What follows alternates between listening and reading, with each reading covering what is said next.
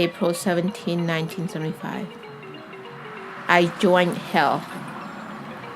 It's the only description I can tell you.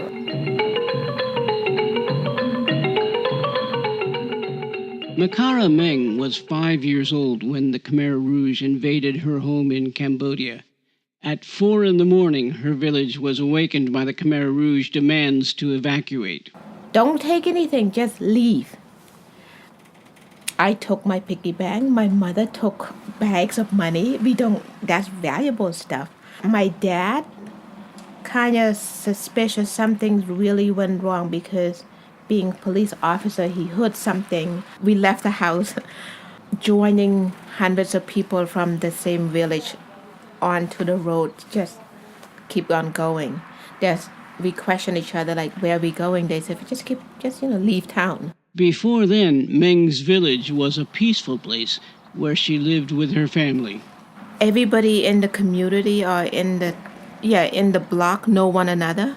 So I could go to my neighbor, they would watch me. I would go, or their neighbor would come to my house. My parent would watch their kid.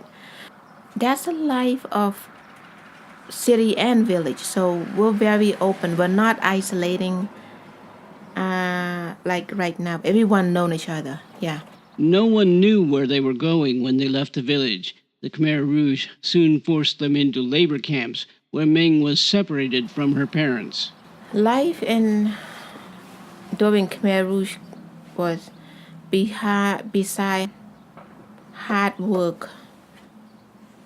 There's nothing else. You work or you die. My job started at 4 in the morning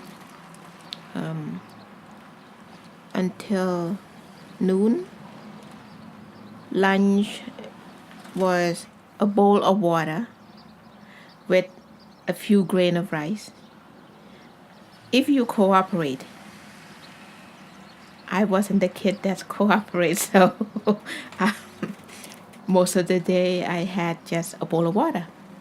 You have to done well in order to get 4 or 5 grains of rice with that water. Yeah, so I ate whatever I can get my hands on. Cricket, frogs. This is not big frog, they're little baby frog. Grasshoppers, grass themselves, all kinds of leaf and fruit. Whatever that animal eat, I would eat.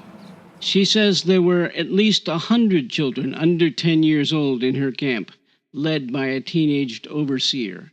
During 3.5 years, I had 2 pairs of clothes. Whatever I wore for that whole first year, I would go to bed when it was wet. I would go to bed when it's dry. So I only have 1 pair. There's no changing clothes.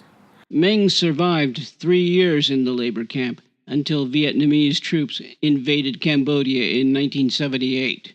Children were told to find the parents from whom they had been separated. I came to where we were first dropped, the location that we first arrived there. And then I was there for 2 days, 3 days. Nobody came to claim who I was. 1 day went by, no one came. I didn't see anybody. Started to cry a little. Fall asleep, eat some bananas, and then fall asleep. Under the big, maybe mango tree, I think it was. Second day went by. Now I'm getting really scared because no food for the first day, no food. Now second day, really no banana, definitely no food. I start to cry more, but then nobody show up.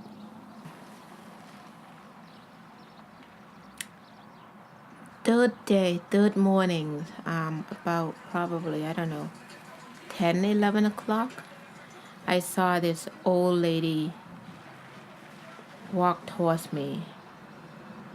And then she asked me, my nickname is Mom, M-U-M. She said, "Are you mom?" And I said, I recognize her voice, and I said, "Yes, that's my mom." So then she said, "Where's your dad?" She said, "Where's Pa?" And I said, "Nope." "Where?" "Nope, nope is my brother." And I said, "Nope." And then she started to go down the list of all my relatives, 43 other people.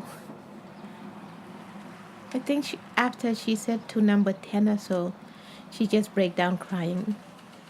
So we stay right at that location for another half a day. Then she took me into town to find food, and then we left the location. So 45 family members when the war began. After the war, 2 left, me and my mom, in rags. Our body looked like skeleton and our clothes was rags. So we were 2 skeleton covered in rags. After finding a radio on which they could receive Voice of America transmissions, Makara and her mother learned of a refugee camp near the Thai border. Without any real directions, they went in search of it. It took us a long time. Walking at night, sleep in the morning, sleep during the day, and then you walk at night, trying to cross over. So from one town to the next, we finally make it to the border, but this is between, there's a town called Battambang and Thai border. That's a critical time. At Battambang, they had to navigate a great deal of danger. There's mine, there's guerrilla, Khmer Rouge guerrilla, there's Vietnamese soldier, there's government soldier. They don't want us to leave. So that's life and death moment. After another 3.5 years in a Thai refugee camp, Meng had the opportunity to immigrate to the U.S. At 14, it was the first time she had encountered a cold climate. When she arrived in Boston, she thought she could make a fortune selling snow cones made from the snow, until she saw how much of it there was. She lived in Lowell, Massachusetts for 16 years and moved to Portland in 2001, where she owned and ran a grocery store for 8 years. There were, she says, some challenges, and one of the biggest was communication. For my whole life, since when I arrived, I've been waiting for someone to say to me, "What is it that you wanted to do?" That question haven't been asked. It's always, you do this, and then you will get to hear. It was fine for the moment, or at the time, that was a fine way. Until now, I would say, if only staff, social worker, school, doctor would say, "How are you? How's your life? What is it that you want?"